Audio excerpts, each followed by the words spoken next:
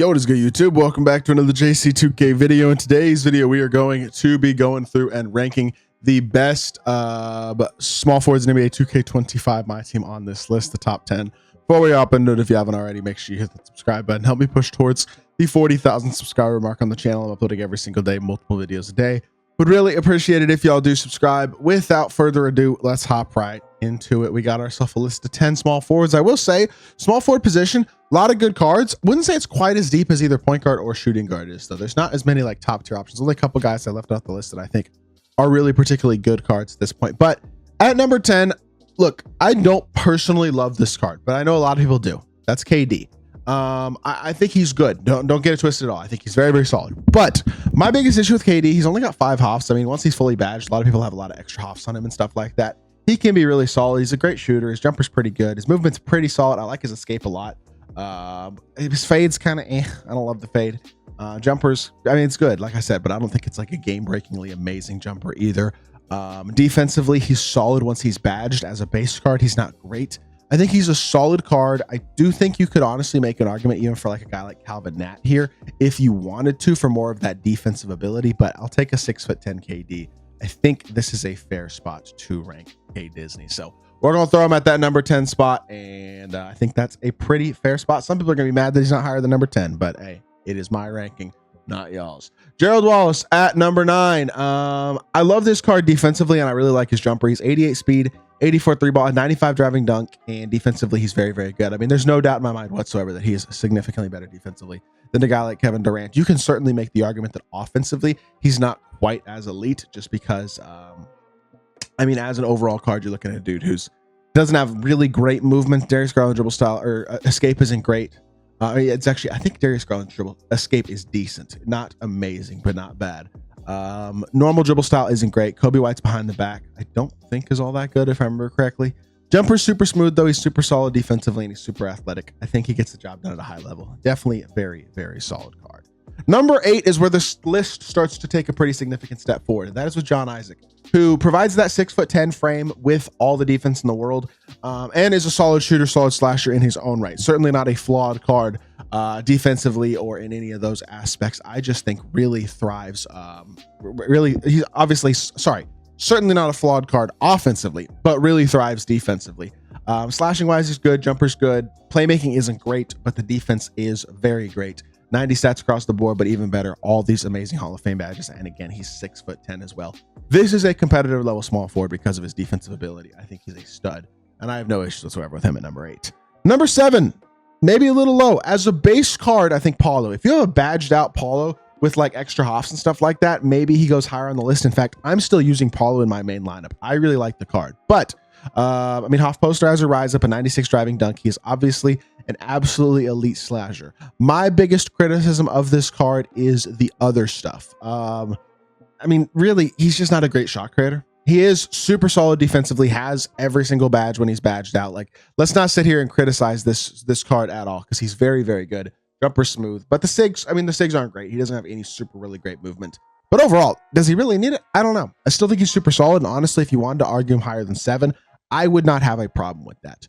Shawn Marion at number 6 is super expensive and exceedingly rare because all these Winter Festival cards basically are, but he's 6'7" with a 6'10" wingspan, elite defensively, a lot of Hall of Fame badges, very fast jump shot, and tray escape. Basic dribble style is trash, so that does limit the shot creation ability a bit, as well as Luka behind the back isn't good either, but he does have that escape, which is nice in the half court. He's very athletic, solid shooter, fast jump shot, good speed, and super complete defense. Again, very complete, very well-rounded small forward, does everything you need a small forward to do at least a solid level, if not an elite level, which is certainly some things he does at a very, very elite level. So I think he's a very, very good card. And to me personally, I have no flaws or no issues whatsoever with Shawn Marion.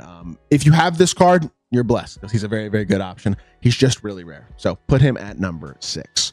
Number 5, Jason Tatum. I feel like these 3 guys, Tatum, Marion, and Boncaro, could be reordered if you wanted them. If you wanted to, I certainly would not have an issue with that if you wanted to order those 3 guys in really any order. But JT specifically, really like this card on the, I feel like, defensive end of the court. He's just super solid. And then his jumper's super smooth. Just like, honestly, not even just the defensive end. He's just super well-rounded. That's the best part about this Jason Tatum card, is how well-rounded he is. He doesn't have anything that you look at and go, oh yeah, he's really bad at that.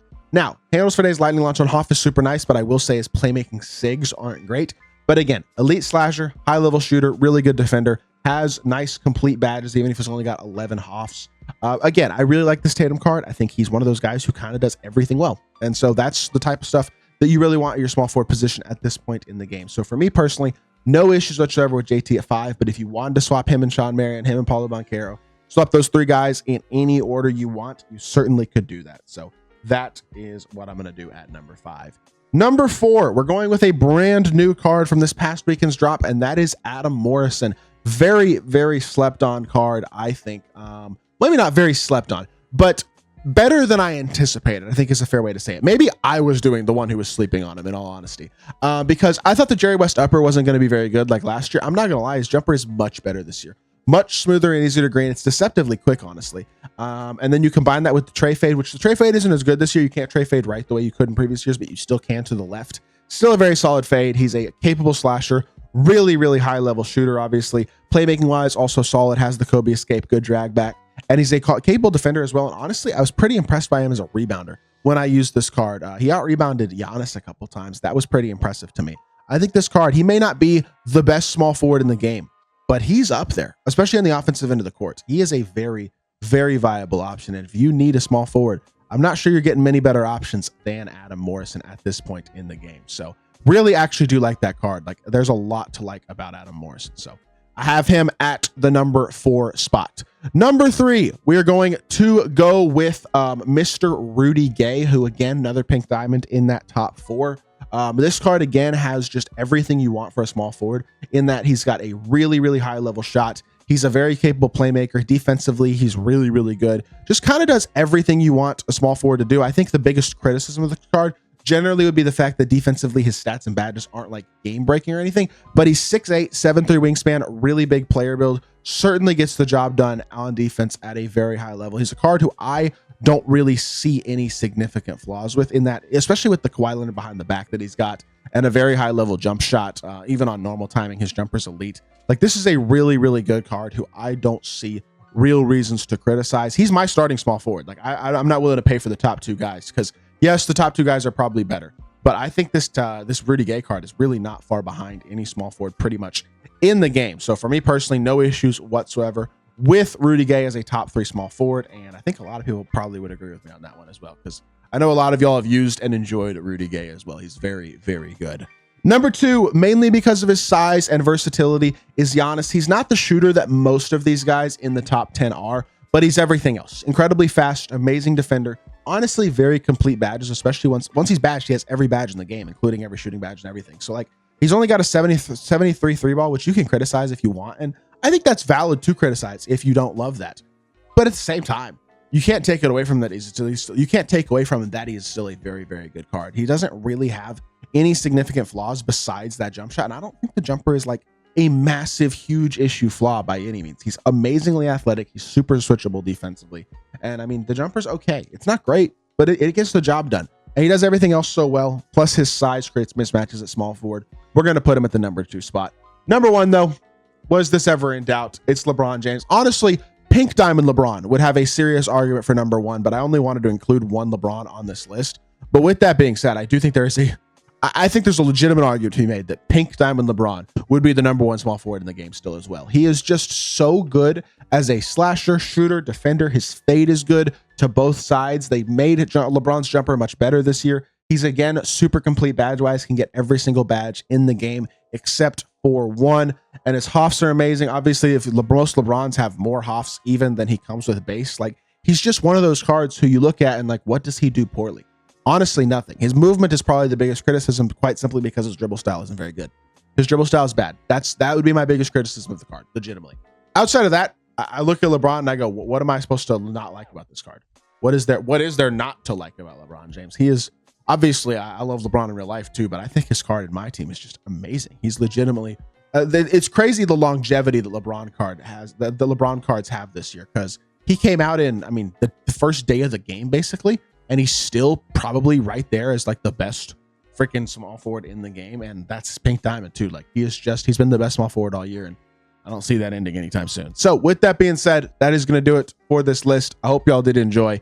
If you did, make sure you hit that like button, leave a comment, and subscribe. I'll be back with more 2K content very, very soon, and I appreciate y'all. Peace.